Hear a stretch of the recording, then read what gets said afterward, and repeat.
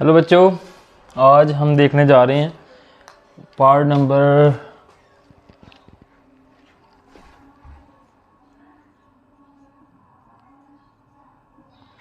Bohr atomic model जो हमने पढ़ा था उसके आज हमने डिफेक्ट पढ़ने हैं। सबसे पहले हमने पढ़ा था बोहर एटॉमिक मॉडल को डिस्कस किया था, फिर उसकी एनर्जी कैलकुलेट की थी। ये एक ही पार्ट है। फिर उसके बाद उसकी डेरिवेशन पार्ट अलग की थी टोटल, ये दूसरा पार्ट। फिर स्पेक्ट्रम पढ़ा था, तीसरा पार्ट। फिर टाइप्स पढ़ी थी स्पेक्ट्रम की एंड एग्जांपल कुछ की थी, ये चौथा पार्ट। 5 नंबर में जो हम आज करने जा रहे हैं वो defect of Bohr atomic theory. ये पार्ट नंबर 5 है। ये देखें, इसको माइंड में रखें। बोहर का सबसे पहले इनमें से आपने कुछ भी सीखना, सबसे पहले आपको हमारी वीडियो नंबर पहली देखनी पड़ेगी, बोहर एटॉमिक मॉडल डॉट चॉनकेमिस्ट। आपको ये जो वीडियोस है ये मिल जाएगी। उसके बाद इसकी एनर्जीज जो कैलकुलेट की हैं उसको देखें, फिर डेरिवेशन देखें, फिर स्पेक्ट्रम देखें, फिर उसकी टाइप्स देखें और एग्जांपल कुछ की हैं वो देखें, फिर defect of Bohr atomic theory जो आज हमने पढ़ना है। फिर आप इधर आएँ। तो ये कुछ चीज़ें थी। आज हम जो पढ़ने जा रहे हैं वो है defect of Bohr atomic theory.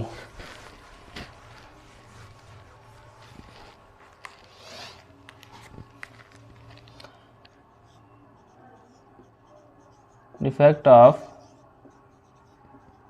Bohr's atomic theory. अच्छा जी, ये इसके जो डिफेक्ट हैं, ये जब हमने सारे जो मैंने पीछे लिखे हैं टॉपिक, जब सारे हमने पढ़े थे तो मैंने साथ साथ ही जो इसके है ना वो आपको बता दिए थे डिफेक्ट। लेकिन चूँकि ये एक लैदर टॉपिक है तो मैंने सोचा कि आपको एक लैदर टॉपिक की शेप में ना वो पढ़ा दूँ। तो सबसे पहले हमने देखा था कि जो बोहर का एटॉमिक मॉडल है वो किसके लिए एप्लीकेबल है। सबसे पहले जो देखा था कि वो किस स्पीशीज़ के लिए एप्लीकेबल है। ये इलेक्ट्रॉन है, सॉरी ये न्यूक्लियस है, ये उसके इर्द गिर्द ऑर्बिट है, अगल बगल उसके क्या ऑर्बिट है। ये इलेक्ट्रॉन इसमें घूमते हैं। क्या घूमते हैं? इलेक्ट्रॉन घूमते हैं। क्या इधर जो इलेक्ट्रॉन घूमते हैं, हमने पूरी वीडियो में एक इलेक्ट्रॉन को डिस्कस किया था। किसको किया था? हाइड्रोजन के इलेक्ट्रॉन को। किसके इलेक्ट्रॉन को डिस्कस किया था? हाइड्रोजन के इलेक्ट्रॉन को डिस्कस किया था कि हम एक जो इलेक्ट्रॉन है या तो कभी इधर कभी इधर, कभी यहाँ से ऊपर जा रहा है, कभी यहाँ से नीचे आ रहा है। जब हमने एनर्जीज कैलकुलेट की थी तो किसकी की थी? हाइड्रोजन की थी। कुछ ऐसे था। तो इधर से आपने देखना था, मैंने तब ही बताया था कि ये जो सबसे बड़ा इसका डिफेक्ट है वो ये है कि जो बोहर का एटॉमिक मॉडल है वो सिंगल स्पीशीज़ के लिए एप्लीकेबल है। किसके लिए एप्लीकेबल है? Single species. सिंगल स्पीशी का मतलब है कि जिनका एक इलेक्ट्रॉन है, जोन से भी हमारे पास एटम्स हैं या एलिमेंट हैं या मॉलिक्यूल हैं, एक स्पीशीज़ के लिए एप्लीकेबल है। एक स्पीशीज़ के लिए जिनमें एक इलेक्ट्रॉन है, 2 इलेक्ट्रॉन आ जाए, 300 इनके लिए एप्लीकेबल नहीं है। सबसे बड़ा डिफेक्ट इसका यही है। ठीक है, तो इसको हम देखते हैं, इसको लिखते हैं। फिर अब सबसे पहले इसकी हेडिंग दें, defect of Bohr atomic theory. इसके लिए हम एक वर्ड यूज़ करते हैं, मोनो इलेक्ट्रॉनिक, या आगे सिस्टम कह लें, या मोनो जो है वो इलेक्ट्रॉनिक कह लें, एक ही चीज़ है। सिस्टम लिखना है सिस्टम लिख लें। इसका क्या मतलब है? मोनो इलेक्ट्रॉनिक का सिस्टम है कि सिर्फ और सिर्फ जिसमें एक इलेक्ट्रॉन होता है, उनको हम क्या कहते हैं? मोनो इलेक्ट्रॉनिक सिस्टम कहते हैं। एक हमारे पास तो होता है, हमारे पास पॉली इलेक्ट्रॉनिक सिस्टम। इनमें पॉली का क्या मतलब है? ज़्यादा, एक से ज़्यादा। एक से ज़्यादा जो इलेक्ट्रॉन्स होते हैं वो इसमें इस सिस्टम में आते हैं। तो अब हम लिखते हैं इसी इसको, डिफेक्ट नंबर 1, हैशटैग नंबर 1। जल्दी से इसको दें, हैशटैग नंबर 1 दें। सबसे पहले हम देखते हैं कि बोहर क्या कह रहा है। बोहर कह रहा है, चलो लिखते हैं, Bohr's theory is applicable only mono electronic system, only for mono electronic system such that कौन कौन से हैं? Hydrogen, helium plus, He plus, Li plus plus plus, ठीक है। लिथियम के प्लस प्लस प्लस हो गया, बल्कि 2 प्लस आने हैं अंदर। हीलियम के 2, लिथियम के 3, 2 इलेक्ट्रॉन लूज कर देगा, पीछे एक रहेगा, एक के साथ वो करेगा, ठीक है। उसके बाद बेरियम है, वो plus plus plus, 4 total electron है, तो 3 लूज कर देगा, एक के साथ वो अपना वो बोहर उस पर एप्लीकेबल होगा। For mono electronic system and it not applicable for poly electronic system। कह रहा है कि ये सिर्फ और सिर्फ मोनो इलेक्ट्रॉनिक सिस्टम के लिए एप्लीकेबल है, पोली के लिए एप्लीकेबल नहीं है। सबसे बड़ा फैक्टर उसका यही है, ठीक है। इसको देखें, वो मैंने पहले बताया था कि मोनो इलेक्ट्रॉनिक सिस्टम है, पॉली इलेक्ट्रॉनिक सिस्टम है, ठीक है। उसके बाद हैशटैग नंबर 2,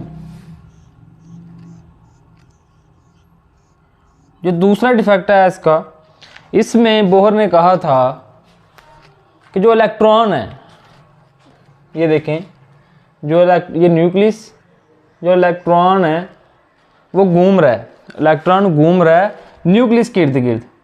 तो किस शेप में घूम रहा है? एक खास ऑर्बिट में घूम रहा है। किस में घूम रहा है? वन डायरेक्शन घूम रहा है, खास ऑर्बिट में घूम रहा है। या जब इसको 2D कह लें, 2 डायमेंशन कह लें, क्योंकि ये सिर्फ और सिर्फ हमें रिप्रेजेंट करता है एक्स और वाई। ये एक्स है, ये वाई है, ये 2 डायमेंशन में जो है वो रिप्रेजेंट करता है। तो ये कह रहे हैं कि 2 डायमेंशन में जो है वो इलेक्ट्रॉन घूमता है। तो इलेक्ट्रॉन घूमता है किसमें? खास ऑर्बिट में घूमता है, खास स्पेशल ऑर्बिट में घूमता है। लेकिन जो अब न्यू रिसर्च है उसके मुताबिक इलेक्ट्रॉन घूमता है 3D।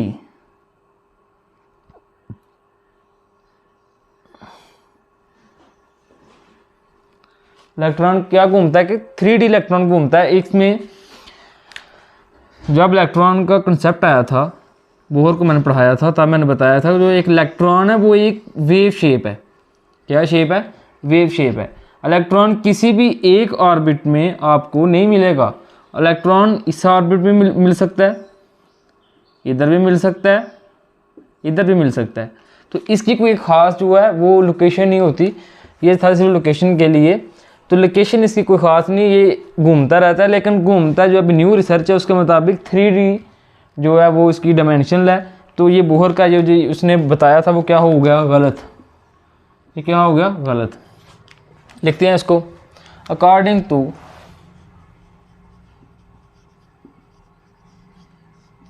बोहर एटॉमिक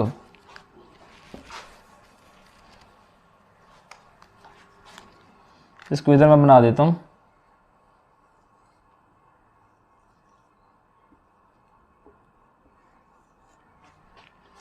अच्छा, एक चीज़ और, जिधर भी आप देखेंगे आपको 3 लूप नज़र आएंगे, 3 रिंग नज़र आएंगे। उसकी क्या वजह है? क्योंकि ये 3 डायमेंशनल है, ये ऐसे है, ऐसे है, ऐसे है, ठीक है। ये 3 डायमेंशनल है, इसलिए इसको 3 आपको लूप नज़र आते हैं। इन चीज़ों की वैसे ज़रूरत नहीं, मैं वैसे इधर समझने के लिए बना देता हूँ। अच्छा जी, according to Bohr's electron revolve around the nucleus in a fixed orbit। क्या कह रहा है? बोहर के मुताबिक जो इलेक्ट्रॉन है वो न्यूक्लियस के गिर्द एक ऑर्बिट में घूमता है, सर्कुलर पाथ में घूमता है। ऑर्बिट को हम क्या कहते हैं? Circular path. Orbit circular path. अच्छा, फिर but according to latest research it revolve in 3 dimension. 3 dimensional क्या करता है? 3 डायमेंशनल घूमता है। फिर देखें इसमें क्या कह रहा है? ये 2 पॉइंट है। सबसे पहले में उसने क्या कहा, क्योंकि ये भी मैंने रेज कर देना, बाद में ये नहीं होना, तो इसको देख लें। Mono electronic system, poly electronic system किसको कहते हैं? मोनो में जिसमें एक स्पीशी, सिंगल स्पीशी, और पॉली में मोर देन सिंगल स्पीशी। इसमें 2 से ज़्यादा होते हैं, इसमें ओनली 1 होता है। तो पहला पॉइंट ये कह रहा है कि ये मोनोवेलेंट, मोनो इलेक्ट्रॉनिक सिस्टम जो है बोहर का जो मॉडल है वो मोनो इलेक्ट्रॉनिक सिस्टम बेस है। Hydrogen hydrogen He+, Li++, Be+++ पे एप्लीकेबल है। क्यों? क्योंकि ये सिंगल स्पीशी पे एप्लीकेबल है। इसको भी साथ लिख लें, single species for single species. तो ये जो एप्लीकेबल नहीं है पॉली इलेक्ट्रॉनिक सिस्टम के लिए, सबसे बड़ा डिफेक्ट ये है। दूसरा ये है कि उसने कहा था कि इलेक्ट्रॉन जो है वो एक सर्कुलर पाथ में घूमता है, लेकिन जो आज की रिसर्च है, लेटेस्ट रिसर्च है, उसके मुताबिक जो इलेक्ट्रॉन घूमता है वो 3D घूमता है, 3 डायमेंशनल घूमता है। 3 डायमेंशनल मतलब ये देखें, ये Y है, ये X है और ये Z है, ये ऐसे ऐसे, ठीक है। अगर आपने कोई भी चीज़ देखनी है तो ये आपको तीनों एंगल से बताएगा। तो जब जो 2 डायमेंशनल था वो ये था, मतलब ये जो ये साइड है, जो ये साइड, ये पीछे वाली साइड, ये नहीं था बता रहा, ये पीछे वाली साइड ये 3 डायमेंशनल बता रहा है। 2 डायमेंशनल ये देखें ये नहीं बता रहा। ये जब 3 इधर आता तब ये बताता। ये पॉइंट 2 थे, इनको नोट कर लें, ऐसे स्क्रीनशॉट लेना ले लें। आगे चलते हैं, जल्दी करें।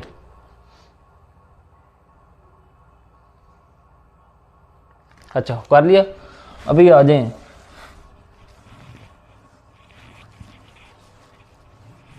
हमने स्टडी किया था एक स्पेक्ट्रम को क्या किया था स्टडी? स्पेक्ट्रम कुछ इस तरह का था, इस तरह का ये था ना।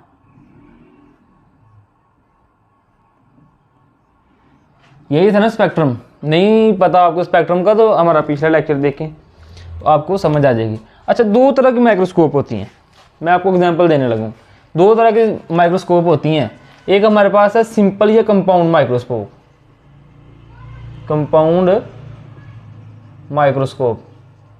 और एक है इलेक्ट्रॉन माइक्रोस्कोप। इन दोनों का डिफरेंस तो आप अच्छी तरह जानते हैं। जब कंपाउंड माइक्रोस्कोप से हम देखेंगे, ये न्यूक्लियस है, ये ऑर्बिट है, जब हम इनको देखेंगे तो हमें थोड़ा छोटा नज़र आएगा, जब हम यही चीज़ इलेक्ट्रॉनिक स्कोप से देखते हैं तो ये भी अच्छा खासा जो हमें बड़ा नज़र आता है। इलेक्ट्रॉन स्कोप का आपको पता है कि उसकी जो रेजोल्यूशन हम HD से बोलते हैं, उसके रेजोल्यूशन को कई गुना बढ़ा देता है। आई थिंक 1570 टाइम या 1670 टाइम, इनमें से एक है, देख लीजिएगा। उतना टाइम जो है इंक्रीज़ करके देता है electron microscope.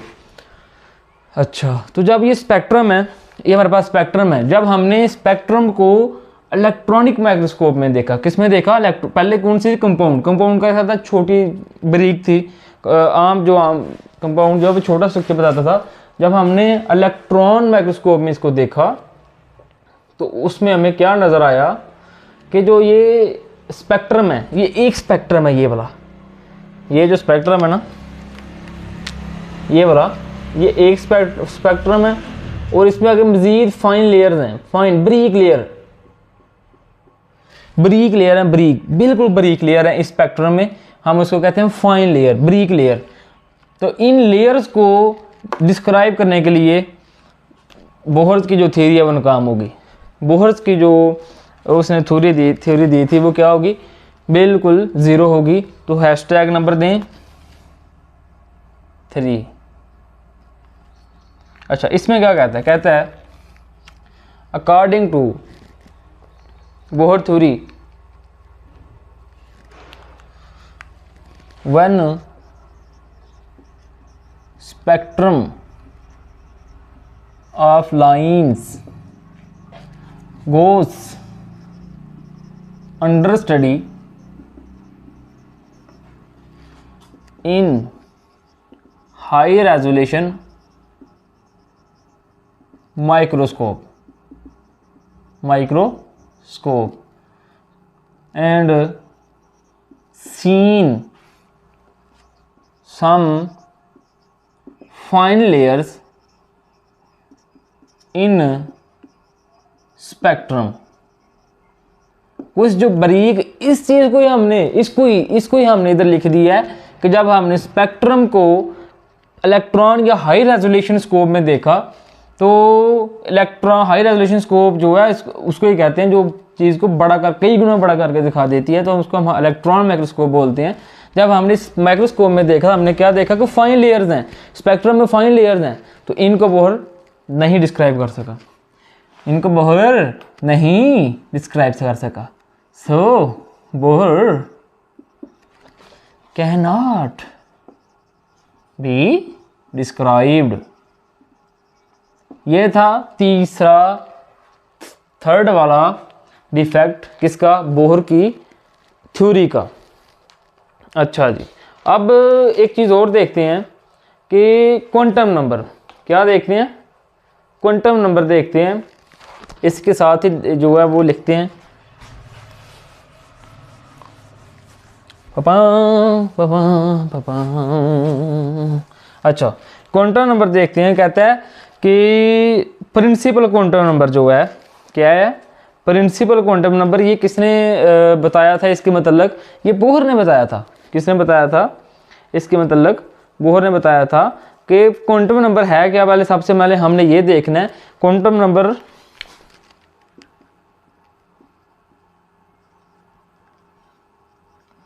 Quantum number, what is quantum number, quantum number which is find the exact position of electron. हम इलेक्ट्रॉन की एग्जैक्ट पोजीशन इस्तेमाल फाइंड करने के लिए जो देखते हैं उसे हम क्या बोलते हैं, क्वांटम नंबर बोलते हैं। क्या बोलते हैं, क्वांटम नंबर बोलते हैं। अच्छा, तो क्वांटम नंबर जो है ये नॉट, हमारे पास जो ये क्वांटम नंबर था ये इनफ नहीं है, not enough to find the, आप ये जो है ना, ये वाला यहाँ से और आप यहाँ से शुरू करना है, ठीक है। ये और ये मैंने बीच में वैसे कोटेशन लिखी थी आपको बताने के लिए, इसको मैं कर देता हूँ।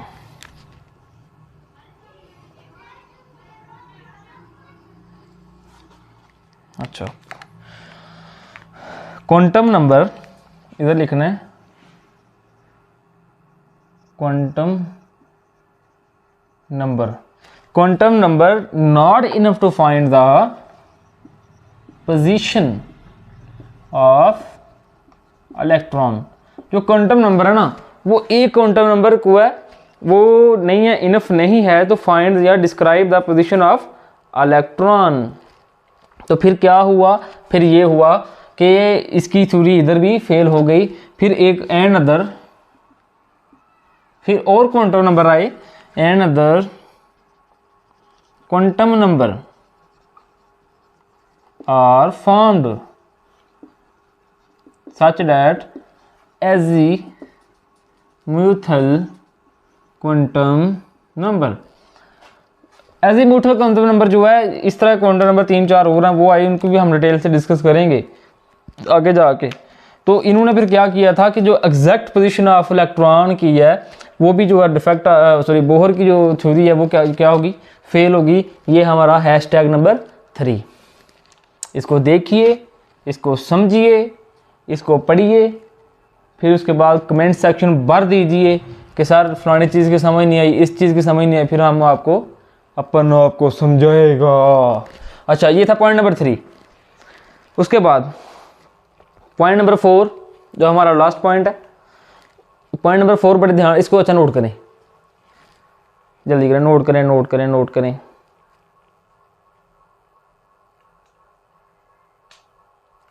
हो गया? हो हो हो हो हो।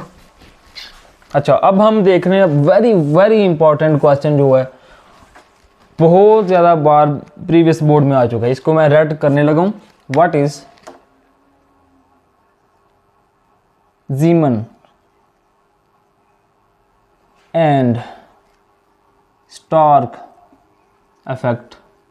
और सबसे बड़ी और मज़े की बात, जितने अभी तक मैंने कॉलेजेस में पेपर देखे हैं, क्लासेस को बच्चों को पढ़ाते भी हैं, बताते भी हैं, पता नहीं क्यों नहीं ठीक लिखते। अब ये आपको भी बताना, आपने भी गलत लिख देना, इसलिए इसको ज़रा ध्यान से देखिएगा। जीमन इफेक्ट क्या है? जीमन इफेक्ट और स्टार्क इफेक्ट, इन दोनों में कई बार वो डिफरेंस पूछ लेता है, तो कई दफ़ा इनमें कहता है कि वैसे इसको एक्सप्लेन कर दें। अच्छा, स्पेक्ट्रम आपने पढ़ा था, ये स्पेक्ट्रम है, क्या है हमारे पास? स्पेक्ट्रम है। जब ये स्पेक्ट्रम हमने पिछली थ्योरी में पढ़ा था कि ये जो स्पेक्ट्रम जब हम हाई रेजोल्यूशन में देखते हैं तो ये फाइन लेयर्स में कन्वर्ट हो जाता है। क्या हो जाता है? तो वो fine layers Bohr theory describe नहीं करती, लेकिन हमने देखना ये कन्वर्ट कैसे होता है, ये कन्वर्ट कैसे होता है। तो हम इसको मैग्नेटिक फील्ड में रख देंगे। किस में रख देंगे? मैग्नेटिक फील्ड में। क्यों मैग्नेटिक फील्ड में रखेंगे? क्योंकि हमने देखना है कि इसमें प्रोसेस कौन सा होता है, लेयर्स कहाँ से इसमें आती हैं।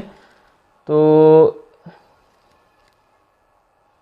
ये समझें कि हमने उधर रख दिया, मैग्नेटिक फील्ड में रख दिया। मैग्नेटिक फील्ड में आपको पता है हमेशा इधर नॉर्थ और इधर साउथ, ठीक है। जब मैग्नेटिक फील्ड में रखेंगे तो मैग्नेटिक फील्ड क्या करेगा कि इसकी जो स्पेक्ट्रम है, ये जो एक स्पेक्ट्रम है ना, ये वाला, इसकी लाइंस टूट जाएंगी। क्या हो जाएंगी? लाइन टूट जाएंगी। किसकी वजह से? मैग्नेटिक फील्ड की वजह से। जब लाइंस टूट जाएंगी तो ये क्या हो जाएगा? Very very very very very very very fine layer lines में जो है कन्वर्ट हो जाएगा। क्या होगा? वेरी फाइन लेयर में कन्वर्ट हो जाएगा। क्यों होगा? क्योंकि हमने मैग्नेटिक फील्ड रख दिया है किसमें? स्पेक्ट्रम में, ठीक है। तो हम इसको लिखेंगे, when spectrum lines are placed under magnetic field, these line further divided into fine lines. This effect is called Zeeman effect, ठीक है। लिखें, when spectrum, ये हैशटैग नंबर आई थिंक 3 था या 4 था, देख लेना यार, 4 था आई थिंक, है ना। अच्छा, when spectrum is placed under magnetic field, under magnetic field, जब हम स्पेक्ट्रम को मैग्नेटिक फील्ड में प्लेस करेंगे फिर क्या होगा? Then spectrum are broken into, ये मैं अपनी लैंग्वेज यूज़ कर रहा हूँ, आप ये भी लिखेंगे तो आपको नंबर पूरे मिलेंगे, लेकिन आप बुक को भी कंसल्ट कीजिएगा। Spectrum of broken into very fine lines, it is called Zeeman effect. इसका हम क्या बोलेंगे बच्चों? ज़ीमन इफेक्ट बोलेंगे। अच्छा जी, अब आ गया स्टार्क इफेक्ट। क्या आ गया? स्टार्क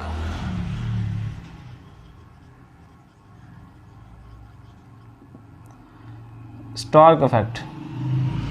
ठीक है, स्टार्क इफेक्ट में क्या होगा कि इसका आपने ना लफ्ज़ याद रखना है। ये देखें, SE, ऐसे स्टार्क, वैसे स्टार का इफेक्ट रिप्रेजेंट करता है ना, ऐसे स्टार ई से क्या होगा बच्चों? इलेक्ट्रिक फील्ड होगा। क्या होगा? इलेक्ट्रिक फील्ड होगा। तो जब हम ये स्पेक्ट्रम है, इस स्पेक्ट्रम को इलेक्ट्रिक फील्ड में जब हम रखेंगे तो ये हमारे पास इलेक्ट्रिक फील्ड, इधर पॉजिटिव नीचे नेगेटिव, ये हमने रखा इलेक्ट्रिक फील्ड में। इसमें रखा, जब हमने इलेक्ट्रिक फील्ड में रखा तो इलेक्ट्रिक फील्ड क्या हमने देखा कि जो ये इलेक्ट्रिक फील्ड भी इसको very very very fine layers में क्या कर देगी? ब्रेक कर देगी। इलेक्ट्रिक फील्ड क्या करेगी? Very very very fine layers में वो तोड़ देगी, उसको डिवाइड कर देगी। हम इसे क्या कहते हैं? देखें, चलें इसको भी लिखते हैं। आ जाओ मैदान में, कापी पेंसिल निकाल लो। खुदारा कापी पेंसिल निकाल लो बच्चों। अच्छा, व्हेन, चलो ये ब्लैक से लिखते हैं, आपको डिफरेंस वाज़ेह नजर आ जाएगा। When spectrum is placed under the, किसमें हम प्लेस करेंगे? इलेक्ट्रिक फील्ड में प्लेस करेंगे। इलेक्ट्रिक फील्ड, जब हम इसको इलेक्ट्रिक फील्ड में प्लेस करेंगे फिर बच्चों क्या होगा? फिर कहता है it broke, then spectrum lines are broken into very fine lines। तो वो बहुत बहुत बारीक जो लाइंस उसमें टूट जाएंगे। ऊपर हमने क्या देखा था? ऊपर मैग्नेटिक फील्ड की वजह से टूट रही थी, नीचे इलेक्ट्रिक फील्ड की वजह से टूट रही है। क्या टूट रही है? स्पेक्ट्रम में जो लाइंस है very very very fine lines में टूट रही हैं, डिवाइड हो रही हैं लाइंस। दिस इज कॉल्ड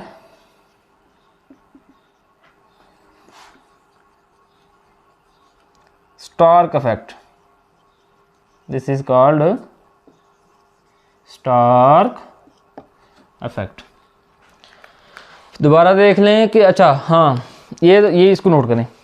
ये स्टार्क इफेक्ट, ये ज़ीमन इफेक्ट, ये मैग्नेटिक फील्ड है, इसमें इलेक्ट्रिक फील्ड है, इसमें कोई बड़ा जादू वगैरह कुछ नहीं है। ठीक है, अच्छा इधर मैं लिमिटेशन एक लिखने लगा हूँ, इसको ज़रा ध्यान से देखिएगा। इधर मैं लिमिटेशन एक लिखने लगा हूँ, बोहर की सबसे बड़ी जो इस थ्योरी की लिमिनेशन है।